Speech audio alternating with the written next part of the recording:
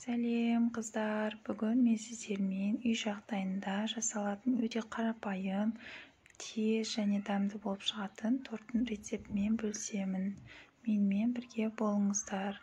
Ол үшін бізге керек ұнның ішіне мен крахмал мен қамыр қопсытқышты салдым. Жұмыртқа, қант, тұз, ыстық су, сұйық май және құрғақ мак қажет. Және креміне қойылған сүт және сары май. Бірақ сіздер кремін өз қалауларыңыз бойынша жасасаңыздар болады. Қаймақпен солай қалап жасасаңыздар болады. Ең бірінші жұмыртқаның сарысы мен ағын бөліп аламыз. Және де ақуызына тұзды салып, және үстіне жарты қантты салып, өлшеп алған қантымыздың жартысын салып, миксерлейміз. Жақсылап миксерлейміз. Бірінші жай жылдамдықтан бастап, сосын аппақ болып көпіріп, ыдысты аударғанда төгіліп қалмайтындай жағдайға жеткіземіз. Яғни өте аппақ болу қажет.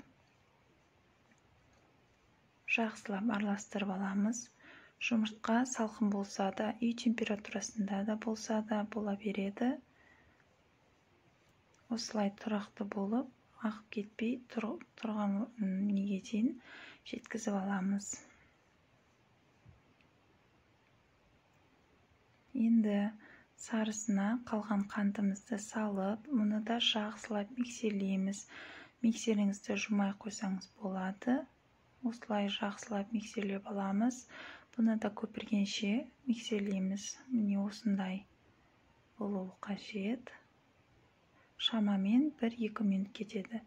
Енді ақуызымызға осыны сарыуыздың жартысынан көбін құямыз. Кішкене алып қаламыз. 1-2-3 ас қасықтай алып қаламыз. Ал қалғанын ақуызына араластырамыз. Жақсылап араластырып аламыз. Араластырғанда да лопатканың көмегімен араластыру қажет. Қасық болмайды. Неге видеода көріп отқаныңыздай бір жаққа ғана араластырамыз. Астынан үстіне қарай көтеріп, ақырын қатты араластырып жібермеңіздер, себебі біздің ақуызымыз өзін басып тастауы мүмкін. Жәймендеп араластырамыз. Енді бұған жаңа біз салып алған, ситаға салып алған ұн, крахмал және қамыр қопсытқышымызды 2-ге бөліп салып аламыз. Бәрін бірден салып жібермеңіздер, өйткені біздің жұмыртқамыз басылып қалуы мүмкін. Сол үшін 2-ге бөліп, салып, жәймендеп осылай араластырамыз. Үстінен астына қарай көтеру арқылы осылай араластырамыз. Барлық ұнды салып, араластырып болдым. Неге осындай болып шықты. Жай араластырамыз және араласып болған соң тоқтатамыз. Көп араластырудың қажеті жоқ. Енді осыған макты салып аламыз. Құрғақ макты салып, тағы да жәймендеп араластырамыз. Осылай барлық заттарды салғанда да бір бағытқа қарай, астынан үстіне қарай араластырамыз. Жай қозғау қажет. Қамырымызды басып алмауымыз керек. Енді жаңа алып қалған кішкене сары жұмыртқаның сарысына сұйық майды және ыстық қайнап тұрған суды құйып, тез-тез араластырып аламыз. Жақсылап су, май, жұмыртқа үшеуін араластырып аламыз. Сосын қамырымыздың үстіне құямыз. Және бұл ыстықтау болғандықтан құйып, тез-тез жылдам араластырып аламыз. Араластырып болған соң дайын тұрған қалдымызға саламыз. Осылай салып, алдын ала қызып тұрған 160 градусқа 40-45 минут пісіріп аламыз. Неге пісіп шықты, беті кішкене күйіп кетуі мүмкін. Ол ештеңе етпейді. Осылай пергамент қағаздарын алып, решеткада суытып аламыз.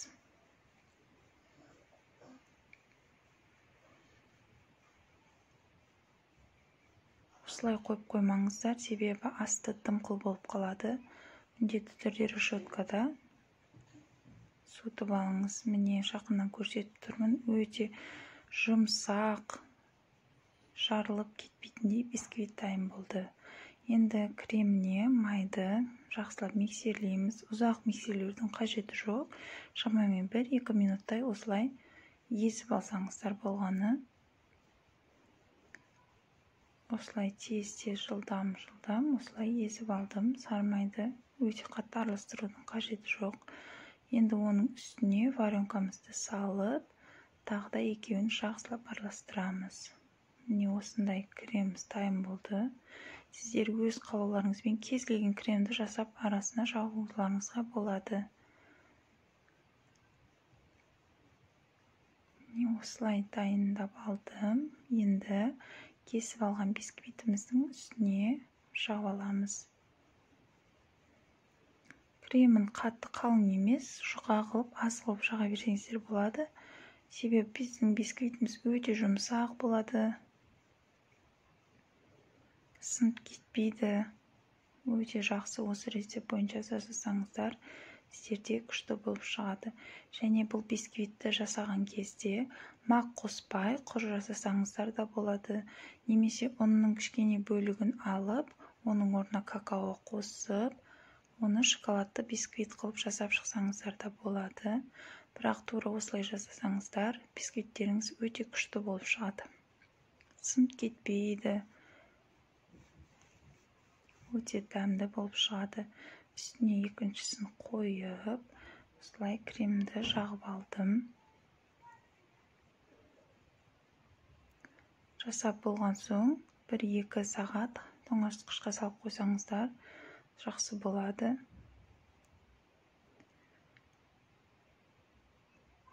Менің арасында көріп тұрғандарыңыздай кішкене түйіршіктер жүр. Себебі менде миксерлеп жатқан кезде свет өшіп қалып, осылай болып қалды. Ондай болған жағдайда да ештеңе етпейді. Білінбей кетеді кейін тортымыз біраз тұрғаннан кейін. Осылай барлығын жинап алдым. Шет-шеттеріне де жағып, сіздер өз қалауларыңыз бойынша бетіне әртүрлі нәрселер сепсеңіздер болады. Менің тортым дайын болды. Мен бетіне жай ғана кокос септім. Және сіздерге кесіп көрсетіп жатырмын. Тоңазытқышқа тұрған жоқ. Іші осылай болып шығады. Өте дәмді, жасап көріңіздер. Жұмсақ. Менімен болғандарыңызға рахмет. Сау болыңыздар.